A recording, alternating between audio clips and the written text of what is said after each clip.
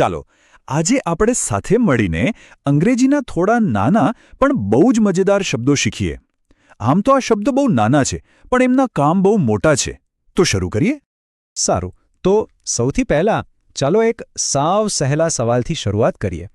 જરા આ ચિત્ર જુઓ તો તમને શું લાગે છે, આ બોલ ક્યાં છે? તમે જે પણ જવાબ વિચાર્યો હશે ને, એમાં એક ખાસ પ્રકારના શબ્દનો ઉપયોગ થયો હશે. અંગ્રેજીમાં આવા શબ્દોને કહેવાય છે પ્રેપોઝિશન્સ. હવે આ પ્રેપોઝિશન્સ શું કરે છે? એ આપણને બતાવે છે કે કોઈ વસ્તુ ક્યાં છે, કોઈ કામ ક્યારે થયું, અથવા તો કોઈ કઈ દિશામાં જઈ રહ્યું છે. એકદમ સરળ, ખરું ને? તો ચાલો સૌથી પહેલાં આપણે એવા પ્રેપોઝિશન્સની વાત કરીએ જે ક્યાં એ સવાલનો જવાબ આપે છે. એમ સમજી લો કે આ શબ્દો કોઈ પણ વસ્તુનું એડ્રેસ એટલે કે સરનામું બતાવવાનું કામ કરે છે. તો આપણો પહેલો શબ્દ છે ઇન. ઇન એટલે માં અથવા અંદર. જ્યારે કોઈ પણ વસ્તુ બીજી કોઈ વસ્તુની અંદર હોય ત્યારે આપણે ઇન વાપરીએ છીએ. જેમ કે અહીં જુઓ, બોલ બોક્સની અંદર છે એટલે આપણે કહીશું the ball is in the box. અને એવી જ રીતે માછલી પાણીમાં છે તો આપણે કહીશું the fish is in the water.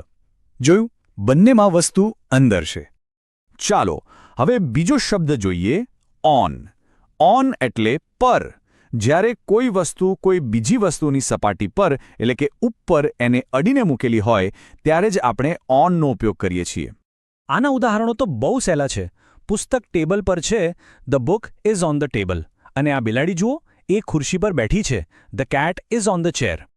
સારું, તો ઓન એટલે ઉપર. હવે એનો બરાબર ઊંધો શબ્દ એટલે કે અંડર વિશે શીખીએ. અંડર એટલે કે નીચે. જ્યારે કોઈ વસ્તુ બીજી વસ્તુની બરાબર નીચે હોય ને ત્યારે અંડર વપરાય. જેમ કે આ કૂતરો ટેબલની નીચે આરામ કરે છે. અને પગરખાં ક્યાં છે? હા, પલંગની નીચે. એકદમ સરળ. પ્રેપોઝિશન્સ ફક્ત ઉપર નીચે કે અંદર બહાર જ નહીં પણ અંતર પણ બતાવે છે.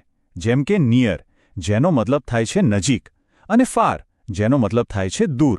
એટલે કે મારું ઘર શાળાની નજીક છે પણ હોસ્પિટલ મારા ઘરથી દૂર છે. અને હા, સ્થાન બતાવવા માટે બીજા પણ ઘણા મસ્ત શબ્દો છે. ચાલો ફટાફટ જોઈ લઈએ. બિહાઇન્ડ એટલે કે પાછળ. ઇન ફ્રન્ટ ઓફ એટલે કે બરાબર સામે અથવા આગળ. જો કોઈ વસ્તુ બે જ વસ્તુઓની વચમાં હોય તો બિટવીન. અને જો ઘણા બધાની વચ્ચે હોય તો અમોંગ. આ બધા શબ્દોથી વાત એકદમ ચોક્કસ બની જાય છે. તો આપણે ક્યાં વાળા શબ્દો તો જોઈ લીધા, પણ હવે સવાલ એ છે કે કોઈ કામ ક્યારે થયું એના માટે પણ પ્રેપોઝિશન્સ છે. ચાલો હવે સમય બતાવનારા શબ્દો જોઈએ.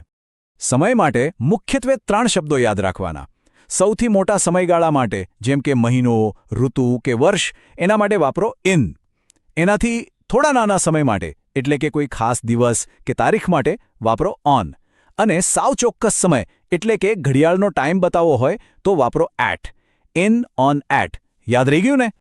ઓકે, તો આપણે જગ્યા જોઈ, સમય જોયો. હવે વારો છે ગતિ અને દિશાનો. ચાલો આપણા છેલ્લા પ્રકારના પ્રેપોઝિશન્સ જોઈએ જે આપણને દિશા બતાવે છે. આ શબ્દો બધા હલનચલન સાથે જોડાયેલા છે. ટુ એટલે કોઈ જગ્યા તરફ જવું, જે આપણી મંઝિલ બતાવે છે. ઇન્ટુ એટલે ગતિ સાથે કોઈ વસ્તુની અંદર જવું, જેમ કે પૂલમાં કૂદકો મારવો. અને ફ્રોમ એટલે કોઈ જગ્યાએથી આવવું, જે શરૂઆતનું સ્થાન બતાવે છે. વાહ, આપણે કેટલું બધું શીખી ગયા. તો હવે શું? હવે છે પ્રેક્ટિસનો સમય. ચાલો જોઈએ કે આપણને કેટલું યાદ રહ્યું છે. ચાલો આ ખાલી જગ્યા ભરો. ચિત્રને ધ્યાનથી જુઓ. બિલાડી ટેબલની સંકેત પણ આપેલો છે નીચે. તો ખાલી જગ્યામાં શું આવશે? જરા વિચારો. શાબાશ! એકદમ સાચો જવાબ. જવાબ છે અંડર. આખું વાક્ય બનશે the cat is under the table. સરસ. ચાલો હવે બીજો સવાલ. I go to school dash bus. અહીં સંકેત છે દ્વારા. તો આપણે બસ દ્વારા સ્કૂલે જઈએ છીએ બતાવવા માટે કયો અંગ્રેજી શબ્દ વાપરીશું? અને સાચો જવાબ છે બાય. જ્યારે આપણે કોઈ વાહન દ્વારા મુસાફરી કરીએ ને ત્યારે બાયનો ઉપયોગ થાય છે. જેમ કે by bus, by car, by train. બહુ સરસ, તમે તો બધું જ શીખી ગયા. ચાલો હવે ખાલી વાતો નહીં, કંઈક કરીને શીખીએ. આ એક મજાની પ્રવૃત્તિ છે. બધા એક પેન્સિલ અને એક ટેબલ શોધો અને હવે પેન્સિલને ટેબલની નીચે મૂકો. ચાલો જલ્દી. થઈ ગયું? સરસ. હવે આપણે જે કર્યું એને અંગ્રેજીમાં કઈ રીતે કહીશું? ચાલો સાથે બોલીએ. The pencil is under the table. જોયું? આપણે જાદુઈ શબ્દનો ઉપયોગ કર્યો. ચાલો હજી એક પ્રવૃત્તિ કરીએ. આ વખતે એક બોલ અને એક બોક્સ લો. અને હવે શું કરવાનું છે? બરાબર, બોલને બોક્સની અંદર મૂકો. એકદમ સાચું. અને આના માટેનું જાદુઈ વાક્ય છે the ball is in the box. તો મિત્રો, આજ તો મજા છે. આ નાના નાના શબ્દો આપણને આપણી આસપાસની દુનિયા વિશે વાત કરવામાં કેટલી બધી મદદ કરે છે નહીં? ખરી મજા તો હવે શરૂ થાય છે. તમારી આસપાસ નજર દોડાવો. ઘરમાં, ક્લાસમાં, બગીચામાં, બધે જ. જુઓ અને શોધો કે કઈ વસ્તુ ઇન, ઓન કે અંડર છે. આ જાદુઈ શબ્દો તો બધે જ છુપાયેલા છે.